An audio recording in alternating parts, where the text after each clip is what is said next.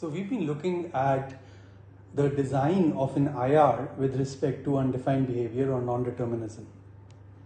And notice that an IR like LLVM actually needs to cater to multiple languages, because the way we typically design our compilation pipelines is that multiple source languages lower down to the same IR, and then you do optimizations on the IR.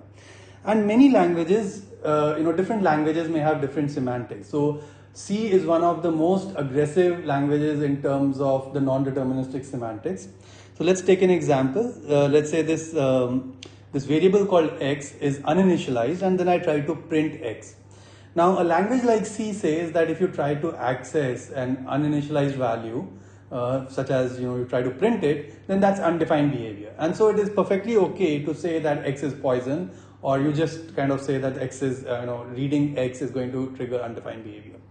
But many languages would just say that you expect a random value to be printed. It should not be that the program is treated as uninitialized or undefined. The program is not really going to exhibit UB, but what you expect in the language semantics is that a random value is printed.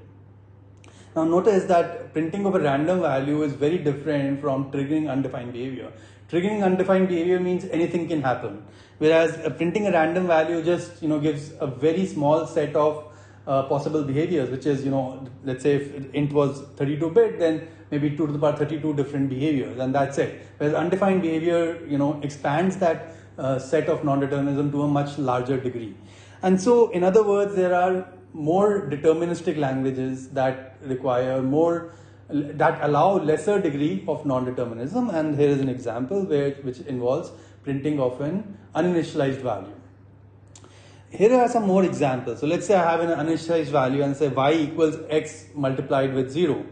Now once again, a language like C would just say this is undefined behavior, but another language may say, if x is supposed to be just some random integer which has not been initialized. In fact, some languages may even go to the extent that any newly allocated variable must be assumed to have the initial value of 0 or some fixed constant. That typically adds more burden on the runtime and the compiler, because you have to emit an extra instruction to zero out that particular variable. And so a more performant alternative is that you say that reading an uninitialized value can return a random value, and that's what I'm trying to show in this example. And C takes the other extreme, which says that reading an uninitialized value is just undefined behavior. So that basically means anything can happen. In any case, this particular language, which is more conservative than C, may say that reading x is basically going to return a random bit string, in which case multiplication of a random bit string with 0 should yield 0. Similarly, if I say x minus x, then maybe that should yield 0 for some other language.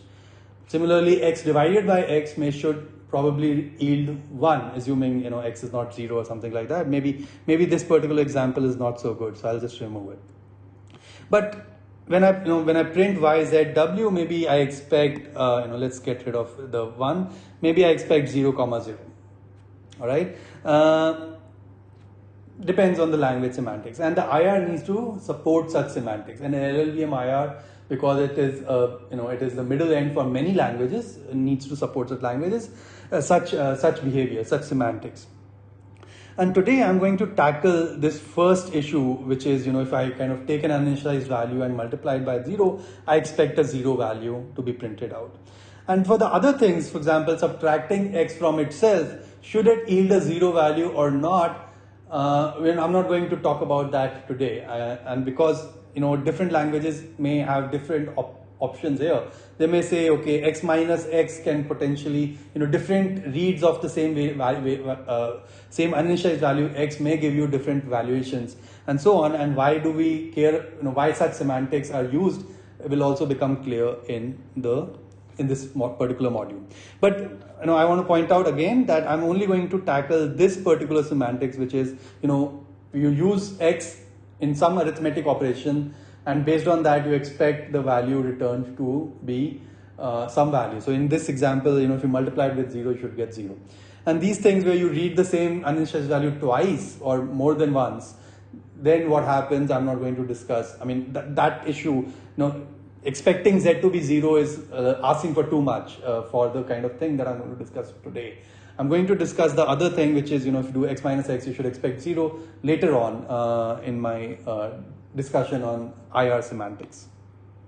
Alright, so let's look at this particular example, int x, y equals x star 0. The first thing I want to point out is that the Poisson value is insufficient. If I say that, an uninitialized variable basically is initialized to the Poisson value, which represents the error value that should never be used, then if I say Poisson star 0, then that's just going to give me Poisson into y. But that's not what I expect in my language semantics, this new language that I have defined. What I expect is that if I print y, you should get 0, not some error value or not some undefined behavior or anything like that. And so if the uninitialized x is assumed to be the Poisson value, then y will also get the Poisson value. And so the Poisson value is insufficient for the kind of behavior I'm expecting, which is that y should get 0 in this example. So what is the solution? The solution is that we want to introduce a new value that has less non-determinism than the Poisson value. And this value I'm going to call the undefined value. Just like we have undefined behavior, this is undefined value. So the undefined behavior and undefined value are two very different things. Undefined behavior is a characteristic of the program. Undefined value is a characteristic of a particular variable in the program. And so undefined behavior means the program can now do anything. Undefined value basically means that this particular variable can have any value. We don't know what it is, but it could take any value that is permissible under the type of that particular variable. So that's what I'm going to call the undefined value, and I'm going to use the undef short form for the undefined values. I'm also going to call it undef for short. So let's see how undef is going to help us out in the example that we wanted. So if I say int x, then I'm going to assume that any uninitialized value is an undefined value, which basically means that that particular uninitialized value can potentially have any bit string that is representative of the integer type. And then if I say y equals x plus 1, then again I'm going to get an undefined value into y, because if x could have been any bit string, then plus 1 of that is also can have any bit string. And so by any bit string, I mean if int was a 32-bit representation, then 2 to the power 32 different values. So if x could take any of the 2 to the power 32 different values, then in this case y can also take any of the 2 to the power 32 different values. And so an undef represents an unspecified bit pattern. However, if I have, let's say, z equals x star 0, then I can say z equals 0. Because you take any bit pattern and you multiply it with 0, you're going to get 0, and so these operators are going to obey that kind of semantics. In other words, an undef value is basically representing an unknown value which can take any of the 2 to the power 32 different concrete deterministic values that the type allows. Alright, so let's look at some examples of undefined value and how they behave in terms of their operational semantics. So if I add any variable b to an undef, it is okay to say a equals undef, alright, because undef can be any bit variable. Irrespective of what value b has, I can always choose a value for undef such that I get any particular value. So if I say I want to put a to 10, and let's say b was 3, then I can choose this undef to be 7. Right? So if I wanted this undef to be 10, then I can choose this undef to be 7. And in other words, any value that I want for a, I can choose some value for undef here, such that this transformation such that these two programs are equivalent. And because the two programs have equivalent behaviors, it's okay to transform a equals b plus undef into a equals undef. Other examples, just like I do b plus undef, I could have done b minus undef, and it would have been okay to convert this to a equals undef.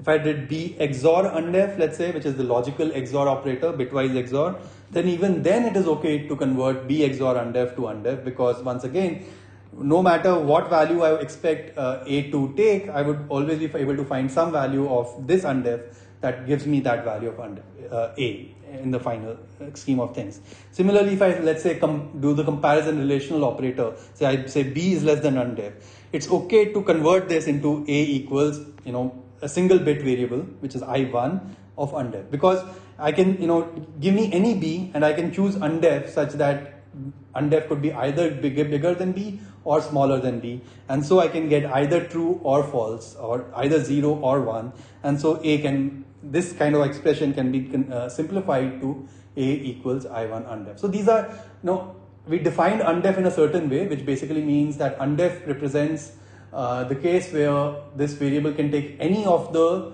allowable values that that particular type supports. So for an I32, that would be 2 to the power 32. For an I1, that would be 2, 0 and 1. For I2, it will be 4, and so on.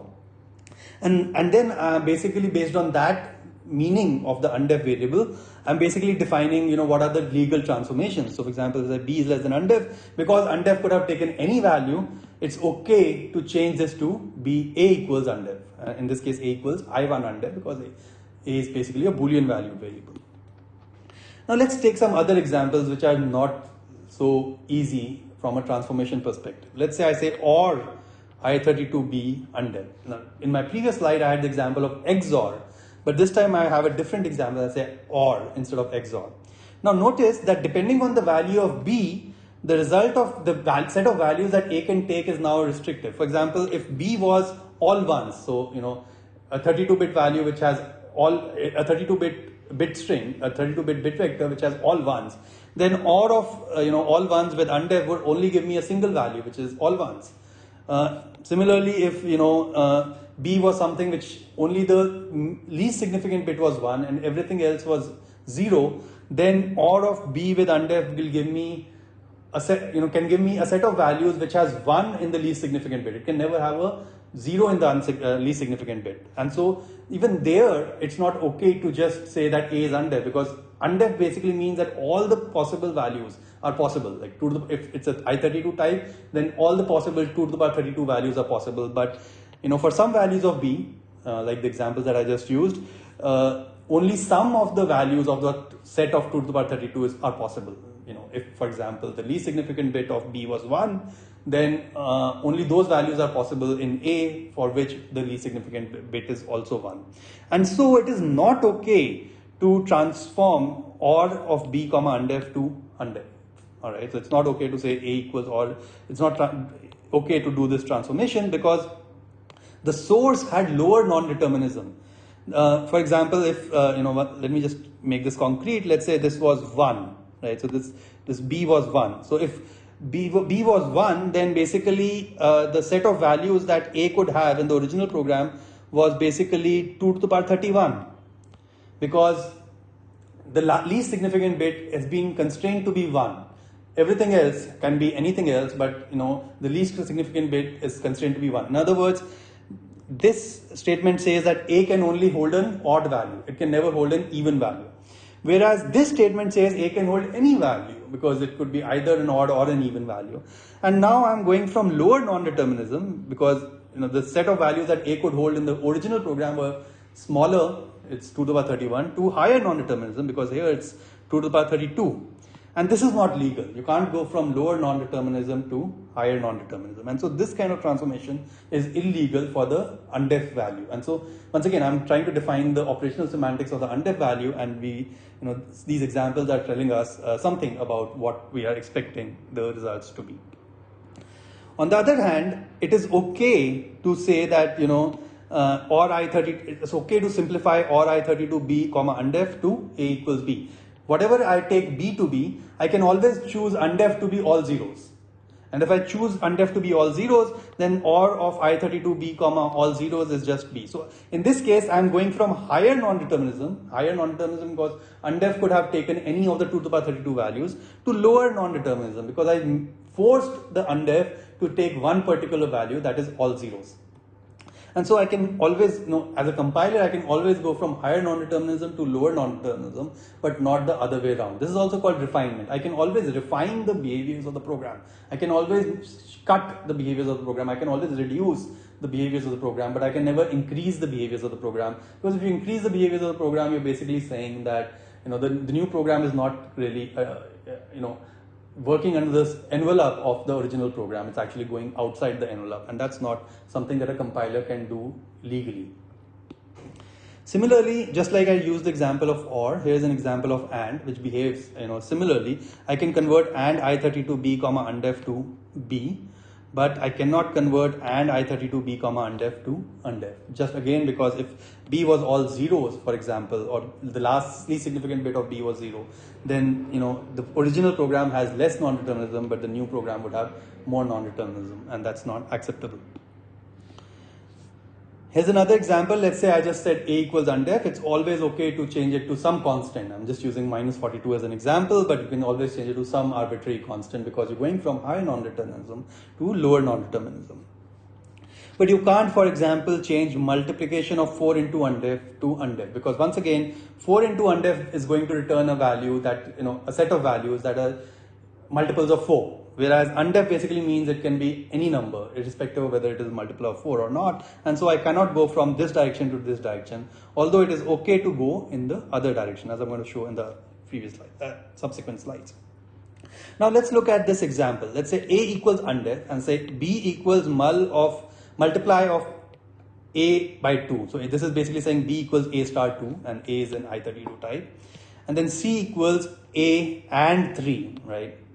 And we already seen that a star 2 can be changed to 2, even if, because a is just undef, so that's just, a, I can just choose any value for a, so I can just change a star 2, which is just undef star 2, to 2. This is something that we've already seen. I mean, I can just choose, for example, the value 1 for the undef value, and then that's just 1 star 2, that's going to be 2. Similarly, I can say and of a comma 3 gives me 3. In this case, I'm choosing the value all ones for a, or something like that. Or I can even choose the value 3 for a, and that would also give me and of 3 comma 3. And that's gives me 3. But notice that such transformations, now I transformed both b and c and simplified them, but such transformation required different valuations of a at different program points. Here, when I was doing this, the valuation of a was 1, whereas here the valuation of a was, let's say, 3.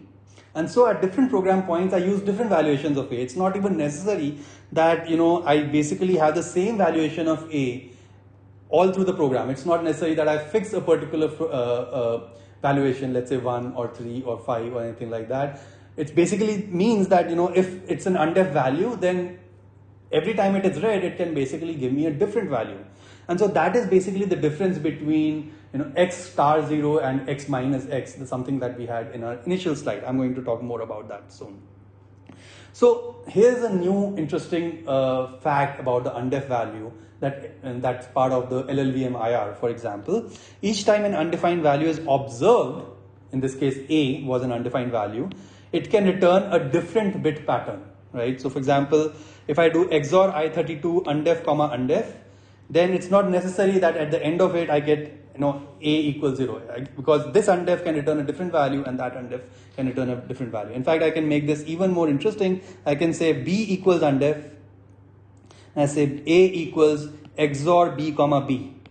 Once again, I cannot say that a can be not equal to 0 is a valid possible behavior here, because each time b was observed, I was basically observing an undef value, and each time an undef value is observed, I can basically get a different valuation. And so it's not necessary that XOR of undef comma undef basically yields 0. It can yield an arbitrary value. In fact, XOR of undef comma undef, I can choose the two undefs such that any new value can be generated. So it's okay to simplify, for example, XOR of undef comma undef to undef, but not to 0. All right, now let's take another example. So say a equals undef and say b equals a plus a. And then I say c equals b mod 2. It's not necessary that b was even, and it's not necessary that c equals 0, because once again, each time a is observed, I could get a different value. I could have a different valuation. And these semantics for, allowing different valuations of the undef value at different observation points, basically the motivation for this is basically what I used in the previous slide, because for different program points, I may choose to use different values of the undef value, and because that gives me better optimization opportunity. And so that's what, we use, and because of that, some of the things that we would have imagined to be obvious theorems that, a plus a should always yield an even number, now no longer hold true. Here's another example. In this case, I have a equals undef. When I say, instead of saying a plus a, I said 2 star a. Now in this example, a is observed only once. And irrespective of what that value is used, what value is used for that particular valuation, twice of that, 2 into that is going to give me an even value. And this time if I say c equals b mod 2, I'm okay, because this time b is going to be an even number. So the difference between this example and this example is here a is being observed twice, and each time it's observed it can return a different bit pattern. Here a is being observed only once, and so it returns only one bit pattern, and you multiply it by 2 and you get an even number. Alright, here are some, if I look at the original example that I use, I say y equals x star 0 and z equals x minus x.